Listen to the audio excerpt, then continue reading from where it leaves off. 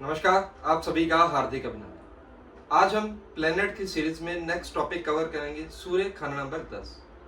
नमस्कार, मैं आपका मित्र ज्योतिष आचार्य कपिल त्रिपाठी आप सभी का हार्दिक स्वागत करता हूँ। अगर अभी तक आपने अपने इस चैनल को सब्सक्राइब नहीं किया तो प्लीज़ सब्सक्राइब कीजिए।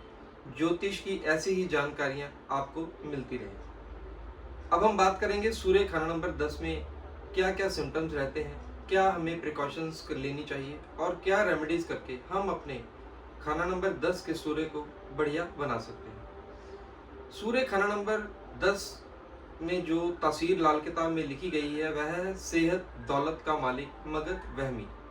ऐसे जातक को अपनी हेल्थ के रिगार्डिंग कुछ ना कुछ वहम जरूर रहता है, यह बात पक्की है। सूर्य खंड नंबर 10 में जब आता है तो यह जो खंड नंबर 10 है यह शनि का घर होने की वजह से इसकी जो सेटलमेंट है लाइफ में थोड़ी लेट हो जाती है, क्योंकि 10th हाउस हमारे कर्म क्षेत्र को दर्शाता है, हमारा प्रोफेशन का हाउस है, हमारे कर्मास का हाउस है।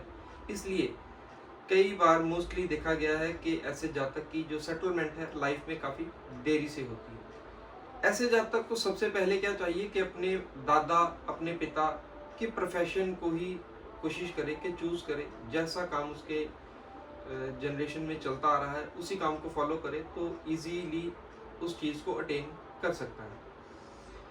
शनि और सूर्य आप सभी जानते हैं कि दुश्मन है, इस कारण यहाँ पर शनि के प्रभाव के कारण सूर्य के फलों में थोड़ी शुभ प्रभावों में कमी आ जाती है। इसको हम बैलेंस कर सकते हैं। सबसे पहले यहाँ पर प्रिकॉशन है कि अपने सिर को ढक कर रखना चाहिए सफ़ेद या गुलाबी रंग के कपड़े से, जिसे हम दस्तार कहते हैं। जैसा कि सिख लोग भाई लोग पगड़ी पहनते हैं, ऐसे ही आप दस्तार बनाकर या प्लेन कपड़े से भी अपने सिर को ढक सकते हैं।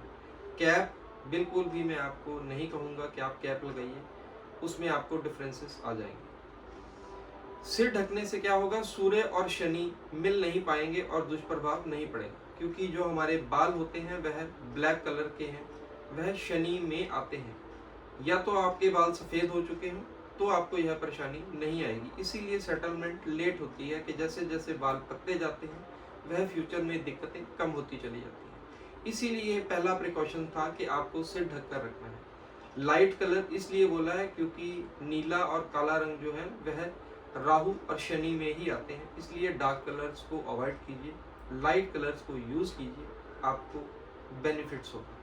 कैप इसलिए मना है क्योंकि जो कैप है वह बुध में आती है, हमें यहाँ पर चंद्रमा की मदद लेनी है, इसलिए दस्तार का कहा गया है। जो दस्तार है वह गुरु और चंद्रमा में काउंट होगी। नेक्स्ट बात हम करते हैं कि काला और नीला रंग, ऐसे जातक को कमर के ऊपर बिल्कुल भी नहीं पहनना चाहिए, हमेशा इन दो कलर्स को अवॉइड कीजिए। अगली प्रिकॉशंस है कि अपने घर की वेस्ट साइड से, क्योंकि खाना नंबर 10 जो है वह घर का पश्चिमी हिस्सा है, वेस्ट साइड से कभी भी सूर्य की रोशनी मकान के अंदर ना आए। अगर वेस्ट फेसिंग मकान में ही रहते हैं तो कोई इंतज़ाम कीजिए कि आपके घर में सीधी रोशनी ना आए। अगर वहाँ पर खिड़की दरवाजे हैं तो पर्दे लगा कर रखिए कि सूर्य की रोशनी वहाँ पर प्रवेश ना कर पाए। नेक्स्ट बात है कि यहाँ पर शनि और सूर्य के कारण ऐसे जातक को शनि अगर उम्दा हो तो राय दरबार का फल तो अच्छा मिल सकता है, लेकिन मकान का सुख फिर भी कम देखने को मिलता है।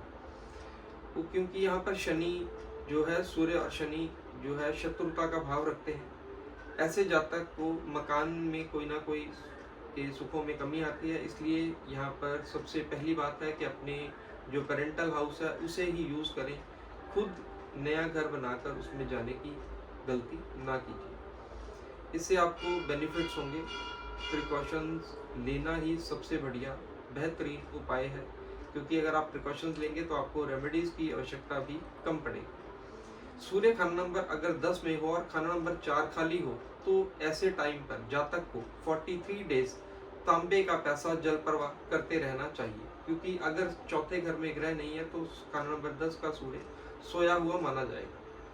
ऐसे जातक को अपना दुखड़ा कभी भी किसी के सामने नहीं रोना चाहिए। हमेशा ऐसा मत कहें मैंने ऐसा किया ऐसा हुआ, या अपनी परेशानियां हर किसी के आगे टटोलता फिरे, ऐसा कभी भी लाइफ में मत करें।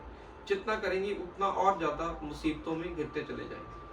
ऐसे जातक को हमेशा डाउन टू अर्थ रहना चाहिए, लेकिन यहाँ पर उल्टा होता है। सूर्य खाना नंबर 10 वाला कहता है दुनिया में मुझसे बढ़कर कोई भी नहीं है। यह उसकी सबसे बड़ी भूल होती है। अगर इगोइस्टिक रहेगा तो तरक्की में हमेशा प्रॉब्लम्स देखने को मिलेंगे। अगर खुदा ना खास्ता कुंडली में बृहस्पति भी मंदा हो जाए तो ऐसे जातक को लोग मिसअंडरस्टैंड कर जाते हैं। वह समझते हैं कि ये जातक किसी काम का नहीं है। कोई ना कोई उसके लिए मिथ पैदा हो जाता है। वो कहता कुछ है, करता कुछ है, और जातक को समझ कुछ और ही आती है, जिसका उसे और ज़्यादा नुकसान देखने को मिलता है। ऐसे जातक को चाहिए कि किसी की बात का किसी भी प्रकार से कोई भी गुस्सा ना करे, उसको लाइटली लेकर हम छोड़ दें और अपने व्यूज़ को पॉजिटिव वे में रखें। ऐसे जातक की पिता की आईज में कोई ना कोई दिक्कत अवश्य होती है। मैंने प्रैक्टिकल लाइफ में देखा है, कई बार तो ऑपरेशन तक हो जाता है। इसके लिए जातक को सूर्य खंड नंबर 10 वाले जातक को सबसे एक और मेन प्रिकॉशन है कि कभी भी किसी बे औलाद आदमी, चाहे उसके डॉक्टर्स ही हों तो भी वह बे औलाद ही गिना जाएगा, क्योंकि लाल किताब बेटे को ही औलाद मानती है। हालांकि बेटा और बेटी में कोई अंतर नहीं है, लेकिन यह किताब में लिखी हुई बात है, इसलिए आपको बता रहा हूँ। अगर कोई जातक बे औलाद है तो ऐसे जातक से कभी भी कोई भी जमीन जायदाद गलती से भी मत खरीदिए, अदरवाइज बहुत ज्यादा नुकसान देखने को मिलेगा। अमूमन खाना नंबर 10 का जातक अगर सूर्य नेक है तो ऐसा जातक बहुत ही ईमानदार देखने को मिलता है, लेकिन अगर सूर्य मंदा हो तो ऐसा जातक बेईमान, कई बार तो ऐसे जातक को चोरी की आदत तक होती है। अब हम बात करेंगे कि क्या उपाय हमें करने चाहिए। सबसे पहले तो सूर्य खंड नंबर 10 को ठीक करने के लिए आपको रेगुलर बेसिस पर अंध विद्यालय में, जो अंधों का स्कूल होता है, ब्लाइंड होम, वहाँ पर कुछ ना कुछ डोनेशन कीजिए, उन्हें खाना खिलाइए। कभी उन्हें ज़रूरत की चीज़ें, जैसे कि वहाँ पर आप रूटीन में अगर करना हो तो आप जैसे उनके लिए कोई बुक्स का अरेंज कर दीजिए, कभी कोई टॉयज़ का अरेंज कर दीजिए, क्योंकि वह वहाँ पर मोस्टली कुछ ना कुछ गेम्स वगैरह खेलते रहते हैं। उनकी किसी भी प्रकार से सहायता करना आपके लिए बहुत ही बेहतरीन रिजल्ट है। दूसरा उपाय, आपको श्राद्ध बधा बहुत ही विधि पूर्वक करने चाहिए। अपने पितरों का श्राद्ध, जब भी श्राद्ध आते हैं, अपने पूर्वजों की जो भी आपकी पुण्यतिथि बनती है, उस टाइम पर श्राद्ध विधि पूर्वक कीजिए, आपको बहुत ही पॉजिटिव रिजल्ट्स देखने को मिलेंगे। ऐसी ही वीडियोस को देखने के लिए अपने इस चैनल को सब्सक्राइब कीजिए। अगले विषय पर फिर मुलाकात होगी, तब तक के लिए हर हर Mahadev. Thank you so much for watching.